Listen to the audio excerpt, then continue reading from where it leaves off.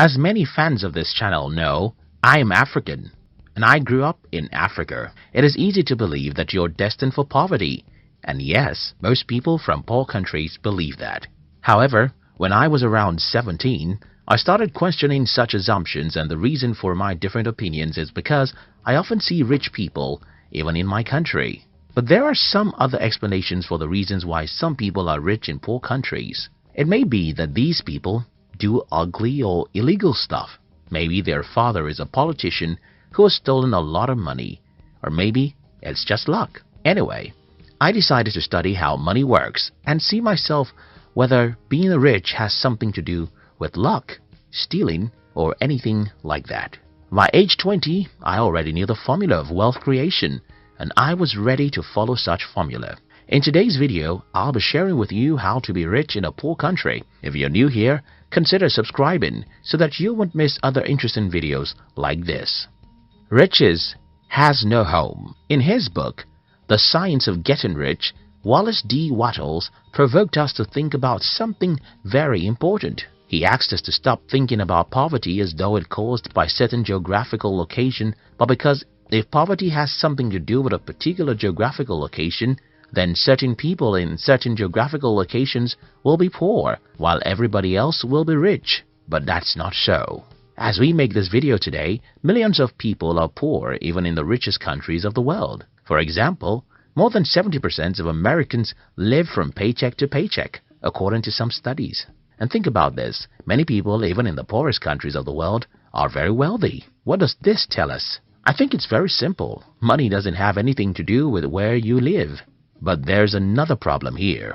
If money doesn't have anything to do with where you live, then why do we have more poor people in certain continents than others? Why do we have more poverty in Africa and Asia than in Europe or America? I think I have an answer, and that has to do with conditioning.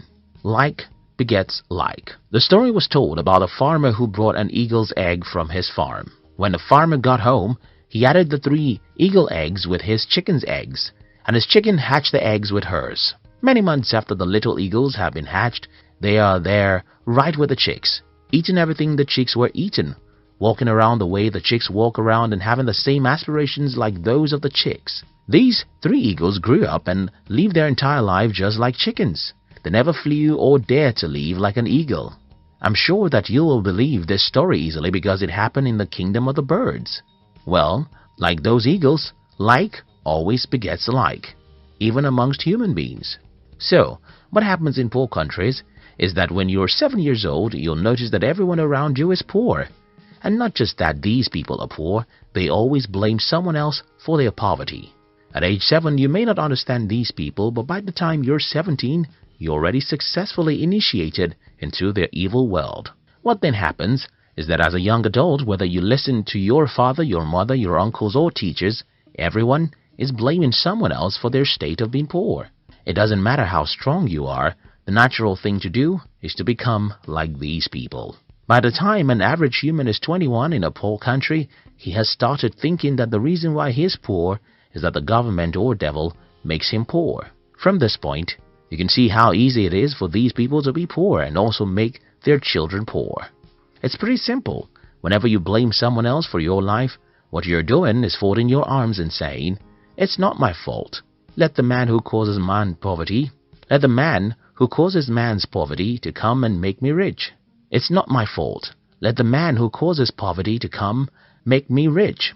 So the number one reason why most people are poor in poor countries is that everyone around them is poor when they are growing up. These people would not have become poor solely because everyone is poor. It's even worse because most poor people blame someone else for their poverty, and then they successfully teach their children to learn how to blame others for their lives. They have successfully destroyed such children's lives because they too will grow up not taking responsibility for their lives. The other problem about growing up in a community where everyone is poor is because you will never have any worthwhile mentor. Because everyone is poor, their advice will just lead you to where they are, and that's not where you want to be. For instance, I had to stop taking advice from everyone in my family when I was about age 19. The reason I stopped taking advice from these people is that all their advice is very bad, and they think their advice is the best. For example, my family members advise me to get a university degree because if I don't have a degree, I cannot be successful in life. They advise me that it is good to work for a bank, while I think it's better to build a bank. I mean, almost every advice my family members gave me about money, even till this day, is stupid. And what I did was to ignore them and instead choose successful people online and through books to be my models. Not everyone can do what I did. In fact, not everyone will ever have the insight into the fact that your poor uncles and parents had given the wrong advice about money. And that's a major reason why most people in poor countries are poor. The strong exploit the weak. When I claim in this video that one of the reasons why most people are poor in poor countries is because they have poor mentors, someone will ask me, okay, who made the first man poor before he became a mentor for others? This is a good question, and the answer is in the fact that the world is a jungle where the strong eat the weak. Most of the years of our existence as humans are filled with battles between nations. We should also remember colonization and exploitation from one country to another.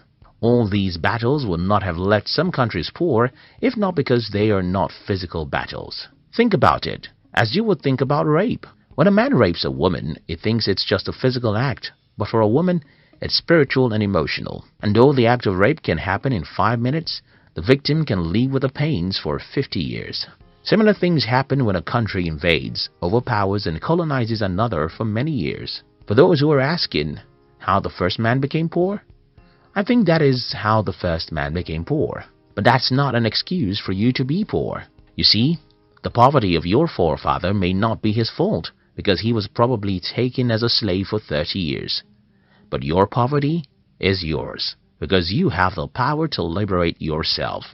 Country and personal prosperity. Another reason why many people are poor in poor countries is that most people seem not to understand that there are differences between national prosperity and personal prosperity. Because most people don't know that there's a difference between personal and national prosperity, many people in poor countries want to run to rich countries.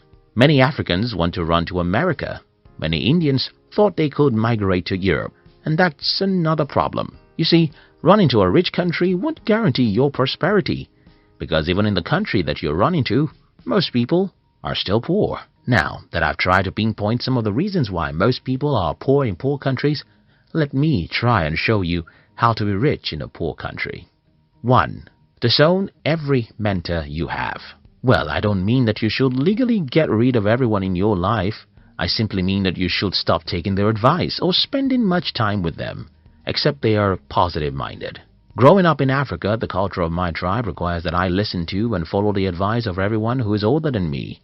But at about the age of 19, I started revolting against the advice of my family members, especially their advice about money.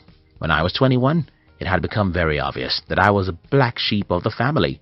Until today, these people just don't have any advice I can follow about money. Don't get me wrong, I love my mother, father, uncles, and siblings. I love my African friends, but I don't take advice or spend time with you if you're negative. This is the first thing I think you should do if you're from a poor country. Do away with negative people. Stop taking money advice from poor people. Instead, go to the library and read books from the rich and successful people. Check online and follow some inspiring people who will make you believe in yourself. 2. Understand the difference between personal and national poverty. Don't assume that you have to be poor simply because your country is poor.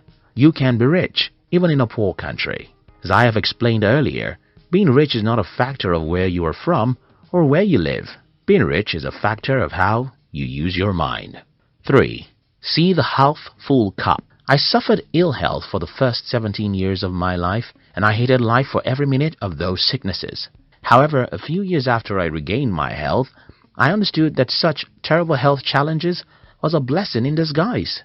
The lesson here is that most bad situations have hidden opportunities in them. But human nature really takes time to look for opportunities in bad situations. If you live in a poor country, you have to learn how to see the cup of your country as half full, not half empty. You have to be positive and believe that there are opportunities for you somewhere in some corner. Only you can believe that and take proactive actions that will lead you there. In conclusion, everyone watching this video from Africa or Asia should sit down and rethink their path in life. We should stop being negative about what is possible for us. We should believe in ourselves and pursue really big dreams. We should understand that money is not a product of any geographical location, but the product of our mind. I hope this video helps someone.